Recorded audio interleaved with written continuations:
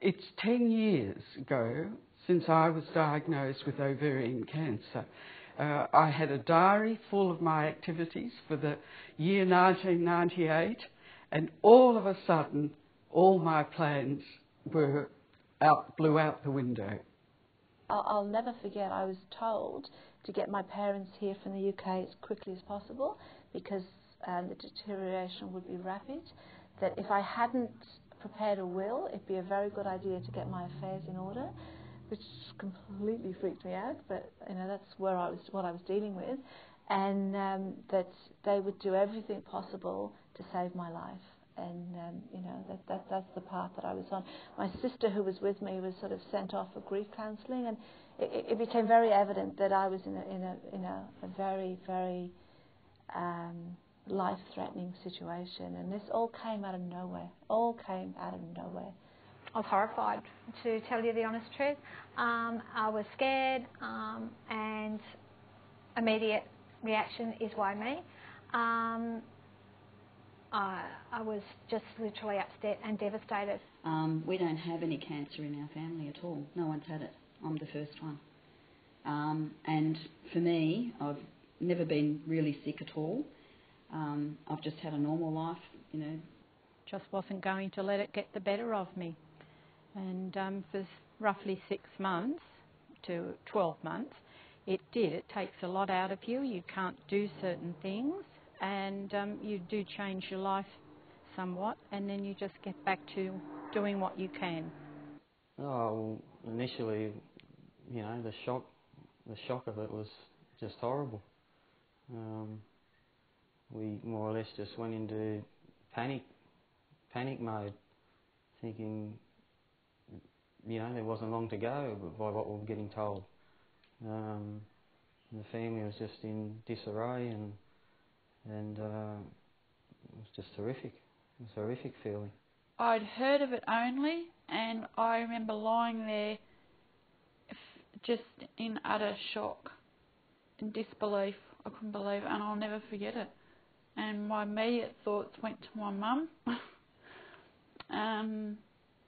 And what were we going to do now? I couldn't believe. It was disbelief, just disbelief. I felt these things didn't happen to younger women. I think I just put it in I can't look at that box and pretended it was all fine. It was hard. It was hard, and I think it took maybe a week to 2 weeks until it really sank in. But by then I didn't also think about the statistic. I just concentrate on the immediate action. What could I do? Start doing something to at least to have some chance. And also I'm a maths teacher, and I also always taught my students what are the chances of winning lotto. And I thought my chance of beating this cancer is certainly much greater than winning a lotto. So many people play lotto every week, you know, and they believe then at some stage they win. So I thought I'd give it my best shot as well. Women are fantastic patients. The way they deal with this disease is amazing. And we see people who we wouldn't expect to survive and do well, that 5 years and 7 years and 9 years later are still coming back. And that is just so encouraging that we should push on and treat this disease aggressively, because there are people who you would never expect to cure where we do cure. But I think one of the main things, and one of the things that I've gained from working with these women, is they are one of the most positive, optimistic group of women that you could look after.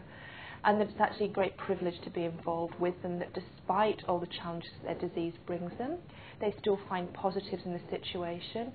And you actually learn a lot from working with them and how they cope with what they have to deal with. From a survival point of view, and I'm so grateful that I have survived, and anything I can find that I can pass on to help anybody else out there, I really want to find that, because why does one person survive and one not? It's a question that you know, it's an answer that I really would love to try and throw in whatever I can, because I've been one of the lucky ones. And I think for me, when when I came back from all of that, and I lost it, I really, I had to ring my parents and tell them. And I'd tried to be so strong for so long, and I can remember just going into my bathroom to have a bath and just falling to the floor, hysterical sobbing. And while that was happening, I haven't got time for this. There is no time for this nonsense. Gather yourself, girl. And I got into the bath, and by the time I got out of that bath, I was in warrior mode. It was like, this is war. This is absolute war. And the only way I'm going to survive this is to do everything I can, and to be intelligent, to be strong, and to obviously there were tears, there were 1,000 tears, but the tears were released. There was always hope. There was always in my mind the chance that I would survive.